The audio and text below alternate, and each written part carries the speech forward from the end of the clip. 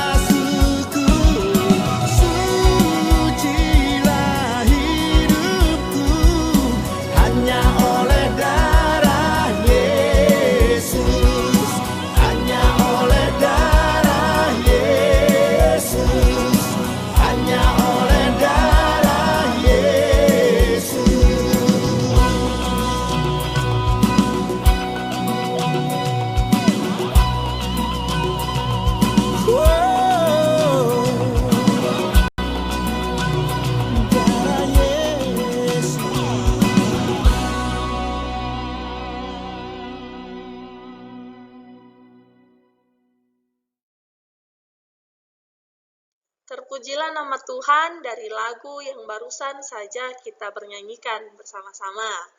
Nah, memang benar ya anak-anak, oleh karena darah Yesus kita diselamatkan dari belenggu dosa.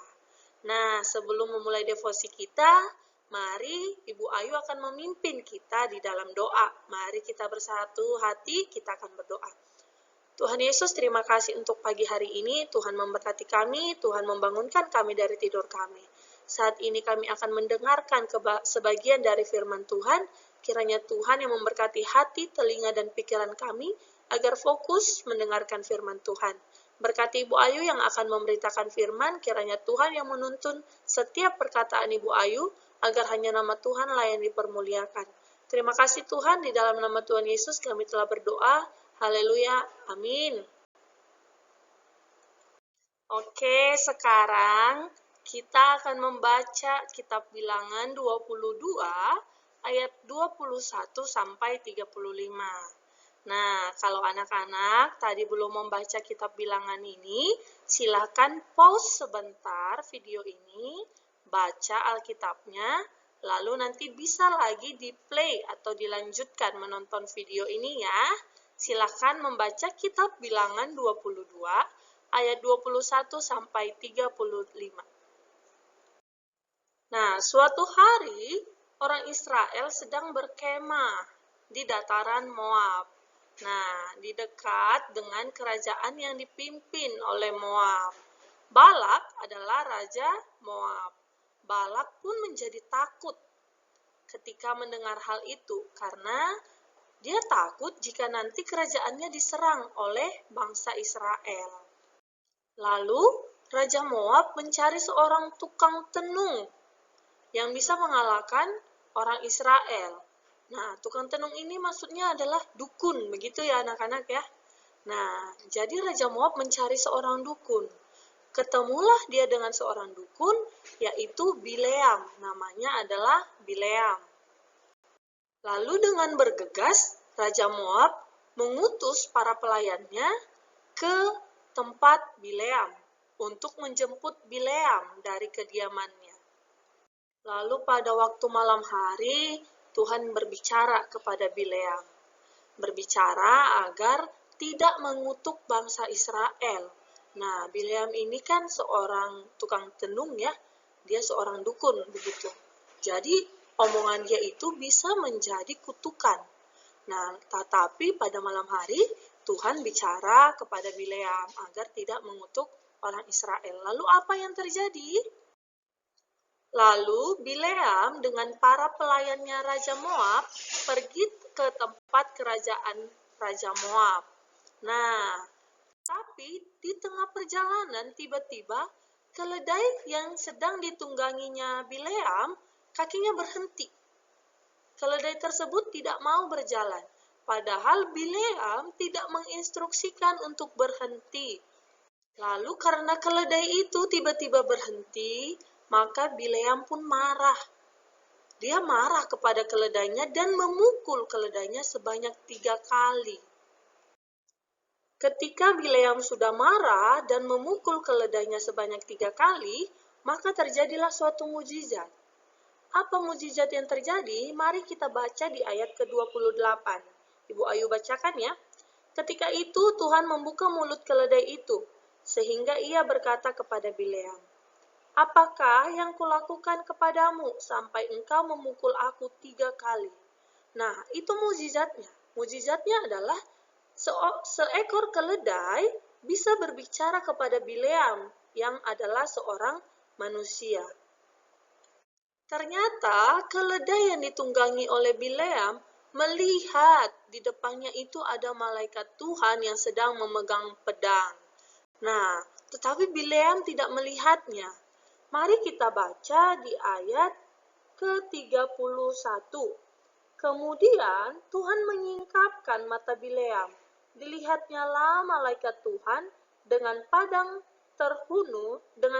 terhunus di tangannya, berdiri di jalan, lalu berlututlah ia dan bersujud. Nah, Tuhan telah menyingkapkan Bileam sehingga dia bisa melihat malaikat Tuhan yang ada di depannya. Lalu Apa yang terjadi setelah itu anak-anak? Lalu Tuhan berkata kepada Bileam melalui malaikat Tuhan itu untuk tidak mengutuk bangsa Israel. Nah, sedangkan Raja Moab memerintah Bileam agar mengutuk bangsa Israel sebanyak 3 kali ya. Nah, tapi karena malaikat Tuhan telah datang dan berbicara kepada Bileam untuk tidak mengutuk bangsa Israel. Bileam tidak mau mengikuti perintah dari Raja Moab, karena Tuhan telah berbicara kepada dia, sehingga dia tidak mengutuk bangsa Israel. Malah, Bileam memberikan berkat, memberkati bangsa Israel sebanyak 3 kali. Tidak mengutuk ya, tetapi memberkati bangsa Israel sebanyak 3 kali. Karena Bileam tidak menaati perintah dari Raja Moab, maka Raja Moab sangat marah kepada Bileam. Karena Bileam tidak mengutuk bangsa Israel, malah Bileam memberkati bangsa Israel. Nah, karena Raja Moab telah marah, akhirnya Bileam dan keledainya yang ditumpanginya itu selama seumur hidupnya pulang ke rumahnya dengan selamat. Nah, anak-anak, dari sini kita bisa belajar ya, kalau seringkali ini kita manusia menggunakan ciptaan Tuhan, ciptaan yang Tuhan berikan kepada kita manusia untuk memuaskan hati kita, untuk memuaskan keinginan kita saja. Karena kita fokus untuk memuaskan keinginan kita saja, kita sampai lupa untuk berada di jalan yang benar, lupa untuk mengetahui apakah ini kehendak Allah atau bukan. Nah, padahal semua ciptaan Tuhan itu adalah kasih karunia Tuhan untuk kita. Dan karena kasih karunia Tuhan kepada kita, ketika kita menggunakan ciptaan Tuhan dengan salah, dia selalu datang kepada kita. Dia tetap datang dan membawa kita dari jalan yang salah menuju ke jalan yang benar. Kiranya Tuhan menolong setiap hati kita agar jangan sampai kita dibutakan oleh dosa-dosa kita. Nah, sekarang kita memohon pertolongan Tuhan sehingga kita dapat bisa melihat kemuliaan Allah.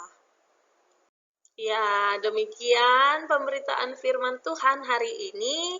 Mari Bu Ayu akan memimpin kita di dalam doa penutup. Mari kita berdoa. Tuhan Yesus, terima kasih untuk kebenaran yang indah yang boleh kami rasakan di pagi hari ini. Kami dapat mendengarkan firman Tuhan, dan kami dapat diingatkan kembali atas kuasa Tuhan yang selalu senantiasa membawa kami ke dalam jalan kebenaran dan hidup. Terima kasih Tuhan untuk pengingatan di pagi hari ini, agar kami dapat memanfaatkan ciptaan Tuhan lainnya dengan mementingkan kehendak-Mu ya Tuhan, bukan mementingkan kehendak kami. Kiranya Tuhan yang berdaulat dalam kehidupan kami, berkati hari ini kami akan melaksanakan home learning kami. Kiranya Tuhan yang menuntun kami agar tetap semangat belajar dan berikan kekuatan kepada Bapak Ibu Guru agar bisa mengajar dan membimbing kami dengan baik.